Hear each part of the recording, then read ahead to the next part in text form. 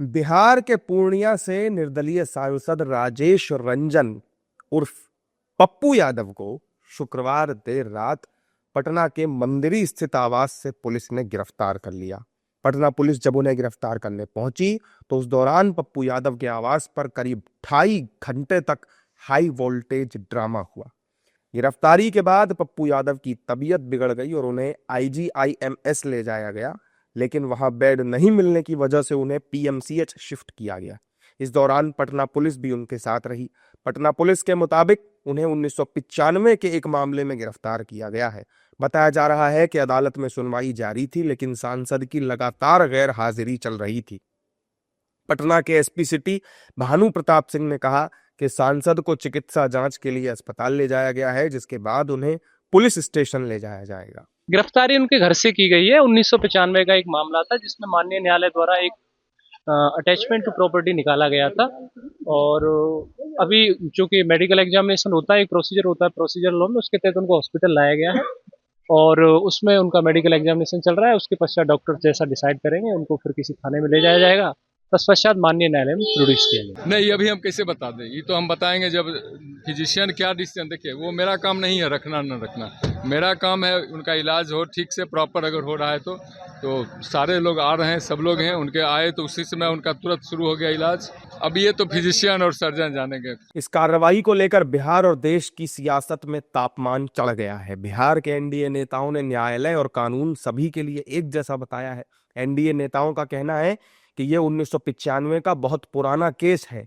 न्यायिक प्रक्रिया सभी के लिए एक जैसी है, चाहे वो आम आदमी हो या फिर कोई सांसद। कि जो भी आदमी संसद का सदस्य होता है उसके लिए लोकतांत्रिक मूल्य, संसदीय मूल्य और कानून एकदम ऐसा होना चाहिए जहां पर चाहे वो आम जन हो या जनप्रतिनिधि हो, उसको पालन करना पड़ेगा। वो ऐसे बोलते रहते हैं, उनको बोलने की आदत है।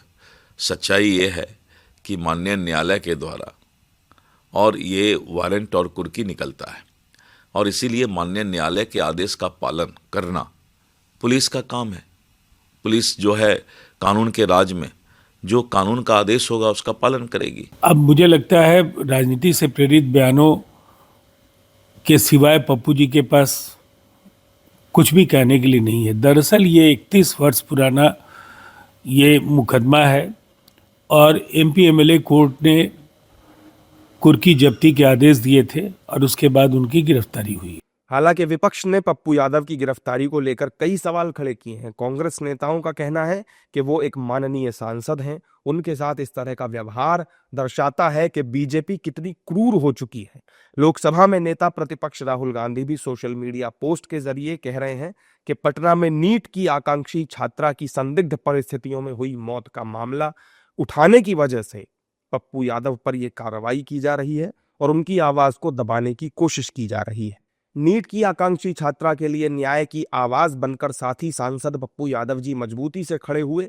आज उनकी गिरफ्तारी साफ तौर पर राजनीतिक प्रतिशोध है, ताकि जवाबदेही मांगने वाली हर आवाज को डराया और दबाया जा सके। देखिए, मैं कल देख रहा था, मैं पूरे आपके टीवी चैनलों में जिस प्रकार पुलिस का बिहेव था। एक बार ये सांसद ही हैं, सत्र चल रहा था, वो गए हैं और उन्होंने तो जो आशंका जताई कि चलिए, उन्हें तो डर गए थे, सिविल ड्रेस में आए, ना कोई वारंट उन्हें दिया गया, ना प्रॉपर वे में किए। मैं समझता हूँ जब वो सार्वजनिक जीवन में है, कोई भागने की कोई छिपने की बातें नहीं थी, तो उससे विधिवत ढंग से चीजें की सकती है। कानून का पालन सब कोई करेंगे, लेकिन कानून का दुरुपयोग अगर किया जाए तो ये अच्छा संकेत नहीं है। पप्पू यादव की गिरफ्तारी के बाद शनिवार को उनके समर्थकों ने कड़ी प्रतिक्रिया जाहिर की। बिहार पुलिस की इस कार्रवाई को उनके समर्थकों ने राजनीतिक बदले की भावना बताते हुए गिरफ्तारी के समय और तरीके पर सवाल उठाए। पप्पू यादव के समर्थकों के मुताबिक जब भी वो बिहार से जुड़े मुद्दे उठाते हैं तो उन्हें निशाना बनाया जाता है। डॉक्टर भी कह रहे हैं कि उनकी स्थिति थोड़ा ठीक नहीं है। अभी लगातार 8-10 डॉक्टर उनके साथ लगे हुए हैं, कुछ नर्सेज वगैरह भी है, साइन वगैरह चट रहे हैं उन पे। तो जैसे उनका ठीक होता है फिर हम इस पे आगे बात कर सकते हैं। देखिए, गिरफ्तारी तो जान ही रहे हैं, हर किसी को सिर्फ दबाया जा रहा है। गिरफ्तारी का कोई ऐसा मुद्दा है नहीं। जो भी वो हमारे साथ स्टूडेंट के लिए, गरीबों के लिए खड़ा रहते हैं, तो किसी का दबाव के कारण आप किसी को सताते हैं। जो भी अभी बिहार में मुद्दा चल रहा है उसको मुद्दा को भटका करके आप अन्य चीज़ों को लेकर, जैसे एक सांसद हैं, लोकप्रिय सांसद है, उनको आप अरेस्ट करने के लिए आए हैं।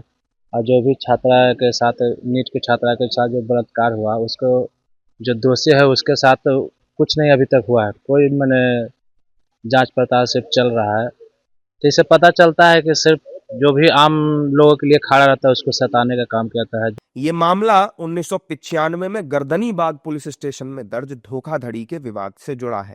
शिकायत के मुताबिक घर के मालिक ने आरोप लगाया कि सांसद ने धोखे से उनकी संपत्ति अपने ऑफिस को चलाने के लिए ले ली थी, जिसके बाद पीड़ित का घर धोखे से किराए पर लिया गया और फिर बाद में उसे सांसद के ऑफिस के तौर पर इस्तेमाल किया गया।